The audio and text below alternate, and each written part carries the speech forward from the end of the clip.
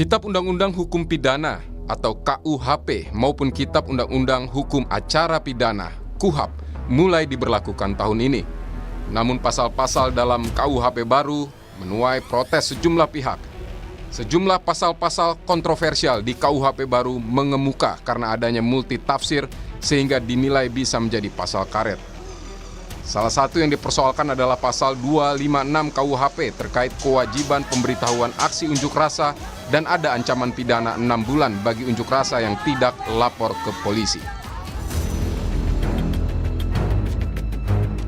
Pasal 256 KUHP menyebutkan setiap orang yang tanpa pemberitahuan terlebih dahulu kepada yang berwenang mengadakan pawai, unjuk rasa atau demonstrasi di jalan umum atau tempat umum yang mengakibatkan terganggunya kepentingan umum, menimbulkan keonaran atau huru-hara dalam masyarakat dipidana dengan pidana penjara paling lama 6 bulan atau pidana denda paling banyak kategori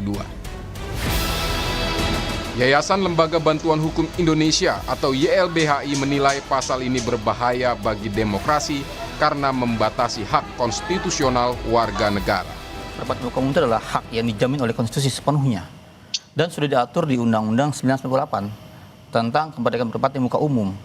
Di sana sudah ada kewajiban pemberitahuan ke polisi 3 hari sebelum demonstrasi. Tetapi jika tidak memberitahukan dan melanggar administratif lainnya, cukup dibubarkan. Bukan sebuah tindak pidana. Dan kalaupun ada misalnya kerusakan atau lain-lainnya, itu pun juga sudah ada ancaman pidananya. Bahkan penanggung jawabnya bisa diperberat seperti 3 kali. Pertama, ketika diatur di hukum acara pidana, itu menegaskan bahwa seolah-olah itu adalah sebuah kesalahan sejak awal. Karena pengurusan pidana adalah bagian dari kriminalisasi, mengkriminalkan, menganggap bahwa itu adalah sebuah kesalahan. Mengubah prinsip yang awalnya kemerdekaan jadi sebuah kesalahan. Jelas dari seluruh praktik selama ini itu bagian dari upaya penutupan pembungkaman berekspresi. Wakil Menteri Hukum Edward Omar Syarif menegaskan demonstrasi atau pawai tidak perlu izin dari polisi, namun cukup surat pemberitahuan. Menurutnya, aksi demonstrasi berpotensi membuat kemacetan lalu lintas. Karena itu polisi harus mengetahui lokasi atau jalan yang akan digunakan untuk aksi. Edi menekankan pasal 256 di KUHP baru ini tidak menghambat atau melarang orang berdemo, namun hanya untuk mengatur khususnya lalu lintas di lokasi demonstrasi. Intinya harus memberitahukan kepada polisi. Kata-kata di situ adalah memberitahukan, bukan izin. Mengapa pasal ini harus ada? Ya. Sekali lagi, mengapa pasal ini harus ada?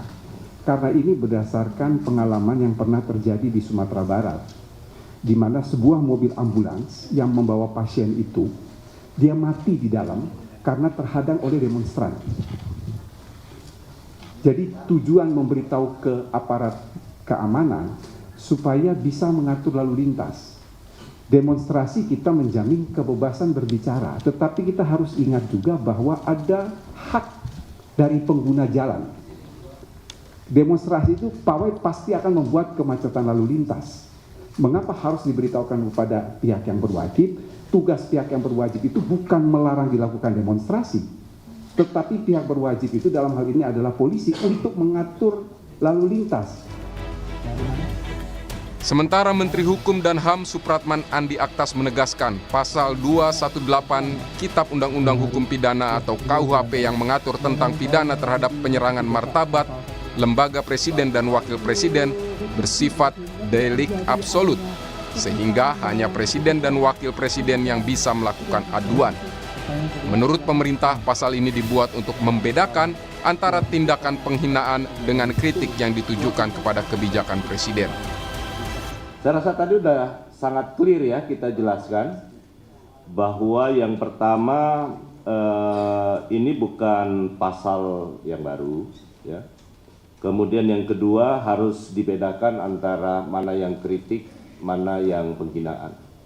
Saya rasa teman-teman sudah pasti tanpa perlu membaca Kitab Undang-Undang Hukum Pidananya, teman-teman pasti ngerti. Di publik pun tahu mana yang batasannya namanya menghina maupun yang kritik.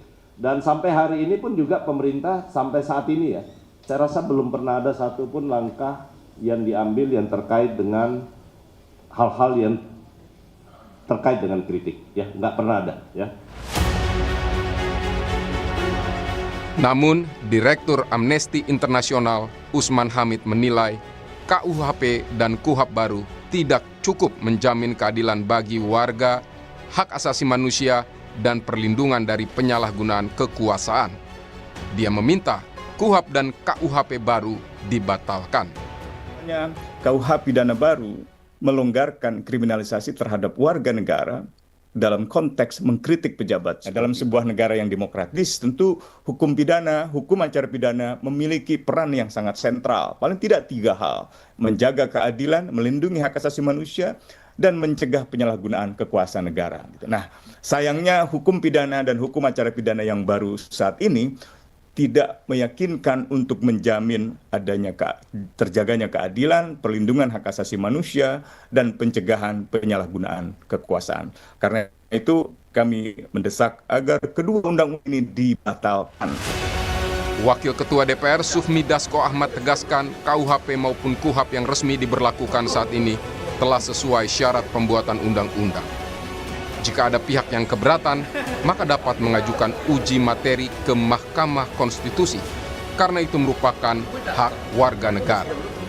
Kita menghargai hak warga negara, sekelompok orang, organisasi yang akan melakukan uji materi. Nah, itu disitulah kemudian bisa dibuktikan apakah kemudian baik dari sisi formil maupun material itu bisa kemudian diuji di situ.